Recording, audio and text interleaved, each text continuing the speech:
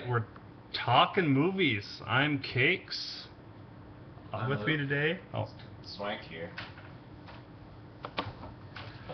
so anyway, we're talking movies. I thought today we would talk about directors. Oh no. Talk a little bit about directors and what we haven't got into it too deep. Why don't we just you guys seem to be a little more into directors than me. I'm generally the kind of person who watches a movie because an actor who's in it, not necessarily the director, but you guys probably more so the director. Is that correct? Yeah, I follow the director a lot. It's one of the first things I look on the title. But I mean, if it has a good cast too.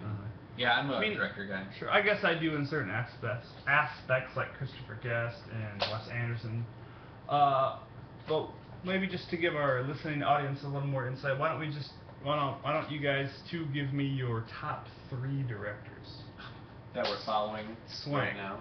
Or just your top 3 of all time. All time. I'm a big list guy, so top 3 directors of all time. Holy moly. Yeah, this is Too much? Of all time, I couldn't do all time. Okay. But right now, man, I feel like I'm kicking a dead horse here. But Wes Anderson, Christopher Nolan, and Paul Thomas Anderson would be the first 3 off the top of my head. I could give you probably 3 more. But first 3 that come to my head, those 3 guys. Give us 3 more, just so we know. David Fincher would be another one. Ryan Johnson would be another one that I want to be watching very closely because I think he's already made a couple of decent films, Brick and Brothers Bloom. I think we talked about that last week or a couple weeks before, and he's got that new movie Looper, which comes out in a couple weeks. I guess I got to give you one more, huh? Why don't you go? Michael Bay. I don't know. stuff looks pretty. Yeah, I would go. Reel it in, Luke. Reel it in. Probably say Paul Thomas Anderson is my number 1. Just really love all his movies. And then I would say David Fincher also. And then I'm a sucker for Spielberg. Oh yeah, there you go. I'm always a sucker for Spielberg. He's just the master. He is. Not everything he does is great, but Crystal Skull. what it does good. And then of course there's also like the Coppolas, Francis and Sophia, and Roman's a good writer too. And then David Lynch was probably one of the first that I got into as a teenager.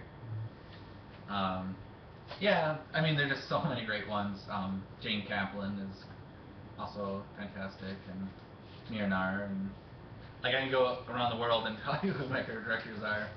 Well, and I guess what Wes Anderson and Christopher Guest come to my mind just because if those are 2 people, if they make a movie, I'm gonna watch it. Even though I didn't really like For Your Consideration, it certainly had its moments by Christopher Guest, but I'm certainly, when you watch one great movie, whether you like Waiting for Guffman or like I think Best in Show really put him on the map.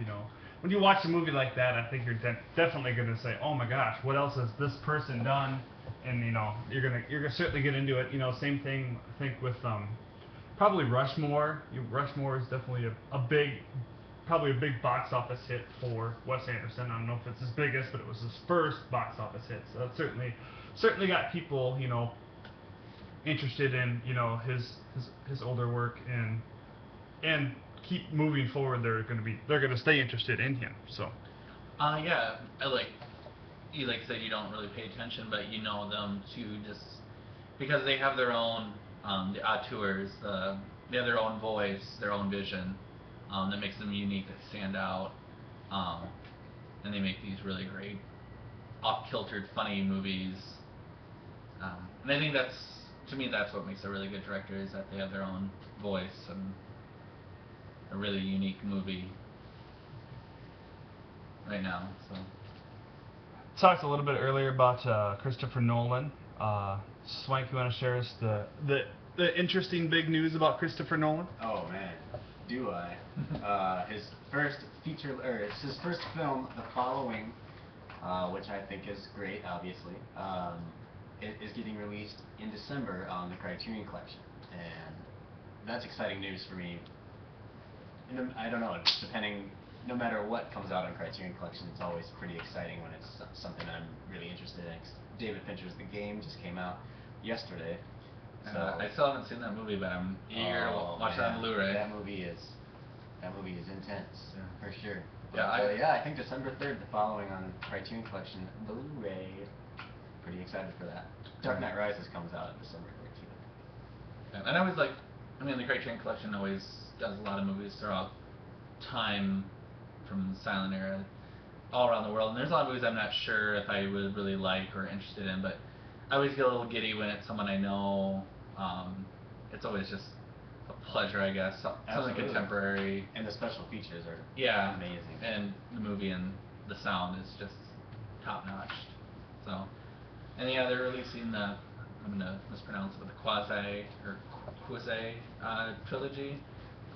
Those these movies first made in the 80s, and it's just images mixed with the Philip Glass score. It's pretty influential. Can't really explain it, but it's just about nature and humans colliding. Oh, sorry. No. Damn it, why did that happen? That happened last time, too.